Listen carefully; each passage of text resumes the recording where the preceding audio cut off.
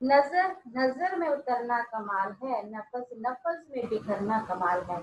बुलंदी पर पहुंचना कोई कमाल नहीं, बुलंदी पर बने रहना बहुत कमाल है। हेलो माय ऑल स्टूडेंट्स, हमारे सभी साथी सहयोगी और परम आदरणीय अभिभावकगण, हम आपका आज हार्दिक स्वागत करते हैं।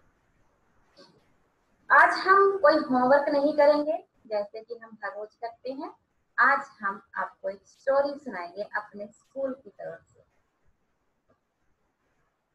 देखिए, हम सब ज्यादातर इसलिए दुखी रहते हैं क्योंकि हम ये मान लेते हैं कि हमारा हर चीज पर अधिकार है और दूसरे का कर्तव्य है।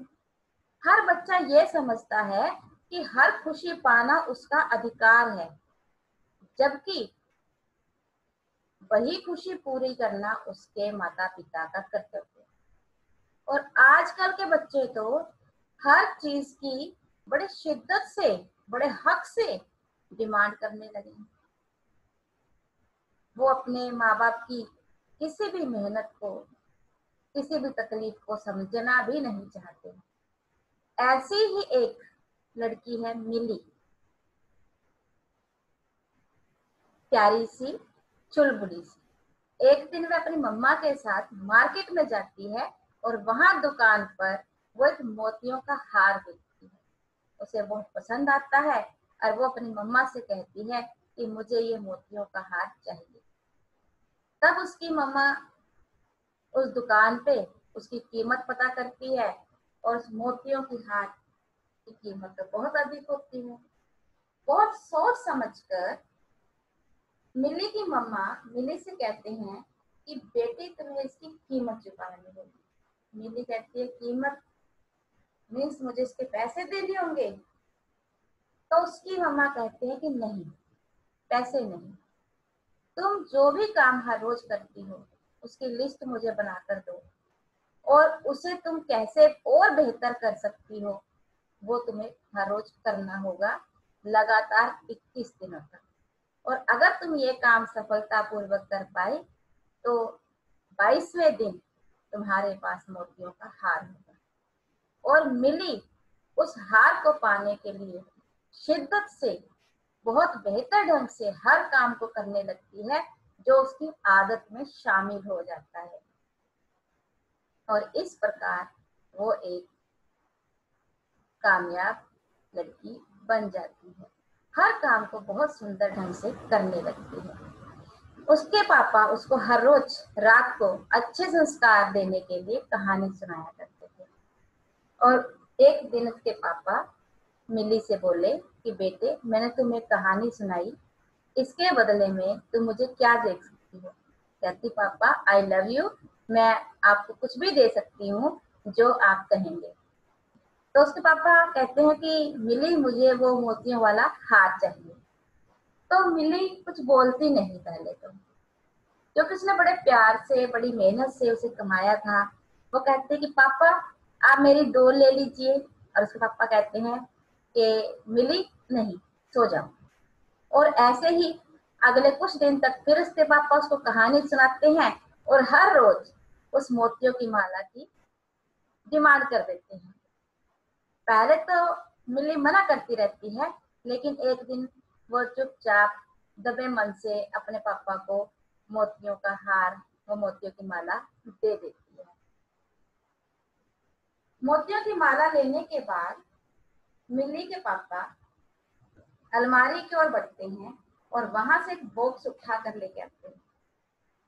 और उस बॉक्स में से खोलकर मिली को एक और भी हूबहू वैसी ही मोतियों की माला देते हैं, लेकिन वो मोतियों की माला सच्चे मोतियों की माला होती है और उससे कई गुना कीमती। प्यारे बच्चों, इस कहानी से हमें दो सीख मिलती है। एक, हम जो भी प्राप्त करना चाहते हैं उसकी हमें कीमत चुकानी चाहिए, चाहे वो कुछ भी क्यों ना हो।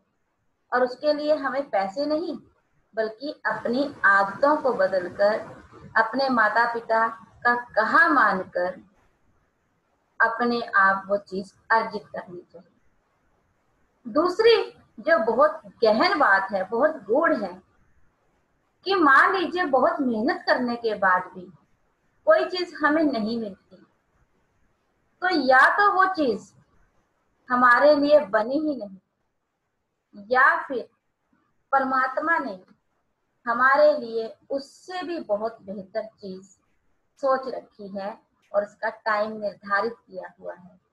इसीलिए हमें सदैव क्रियाशील रहना चाहिए, अपने कर्तव्यों को सच्चे मन से निभाना चाहिए, ये ना सोचते हुए कि ये मेरे अधिकार हैं, बल्कि कर्तव्य मानकर हमें अपने बड़ों की सेवा करनी चाहिए, अपने माता पिता का सम्मान करना चाहिए, अपने अध्यापकों के द्वारा दिए गए हर कार्य को मन लगाकर पूरा करना चाहिए।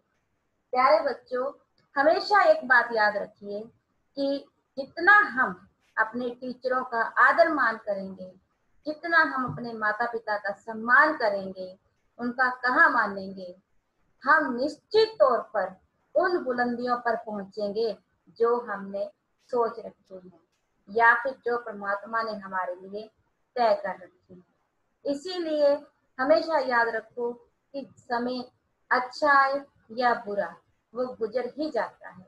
आज हम जिस दौर में हम बैठे हैं, हमने कभी कल्पना नहीं की थी कि ऐसा भी दिन आएगा जब हम घर पर बैठे होंगे। देखिए, आप लोग पढ़ रहे हैं और हम लोग पढ़ा रहे हैं। पढ़ाना हमारी ड्यूटी है, पढ़ना आपका काम है।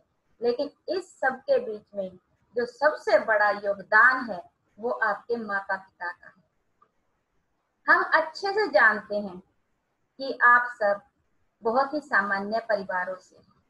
ना जाने कितने ही मेहनत से, कितने ही मुश्किलों से गुजरकर आपके मम्मी पापा आपके लिए जरूरत की वस्तुओं की व्यवस्था करते हैं, और इसी बीच आपके पेरेंट्स ने आपके लिए फोन की व्यवस्था की, आपके लिए टीवी ठीक करवाया, ताकि आपकी पढ़ाई घर से ही सही लेकिन ऑनलाइन होकर भी सुचारू रूप से चल सके।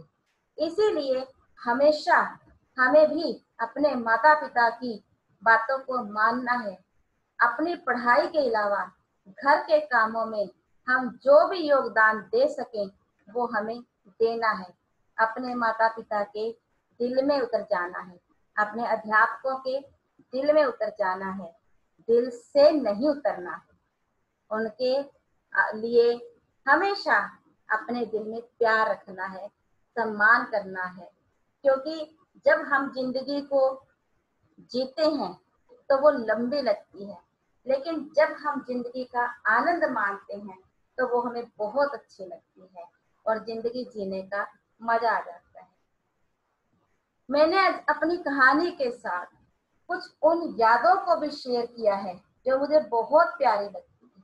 मैं हर रोज अपने स्कूल की बच्चियों को देखती थी और मेरे चेहरे पर मुस्कुराहट आ जाती थी, क्योंकि हमारे स्कूल के बच्चे हैं ही इतने प्यारे। लेकिन आज हम घर बैठे हैं क्योंकि ये समय की मांग है। हमें अपने इस देश के लिए, अपने सरकारों के लिए और खुद के लिए ये योगदान देना ही होगा। लेकिन साथ में जो हमारा सबसे बड़ा कार्य है, हमें पढ़ाई भी करनी होगी, हमें बहुत बेहतर भी बनना होगा। अंत में जब मैं अपनी वाणी को विराम करने जा रही हूँ, तो मैं जरूर कहूंगी कि हमें बेहतर बनना होगा और बेहतर की तलाश करनी होगी। इसीलिए मैं कहूंगी कि बेहतर से बेहतर की तलाश करो, बेहतर से बेहतर की तलाश करो। अगर मिल जाए नदी तो समंदर की तलाश करो, अगर मिल जाए नदी तो समंदर की तलाश करो। टूट जाता है शीशा पत्थर की चोट से, टूट जाता है शीशा पत्थर की चोट से, टूट सके पत्थर ऐसे शीशे की तलाश करो।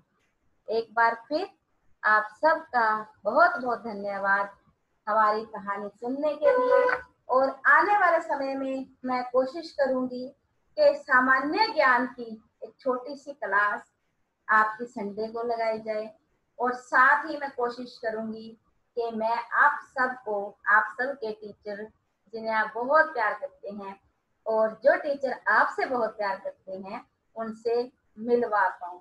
इसीलिए हमारे साथ बने रहिए और सदैव जुड़े रहिए। व्हाट्सएप के जरिए, फोन के जरिए अगर किसी को कोई भी प्रॉब्लम आती है तो मेरी आप सब से निवेदन है, माता पिता से भी आपके निवेदन है कि वो बेझिझक हमसे कांटेक्ट करें और हर समस्या का हल करने के लिए हम सदैव तैयार हैं। इसके साथ ही मैं अपनी वाणी को विराम देती हूँ। जय हिंद, जय भारत। अब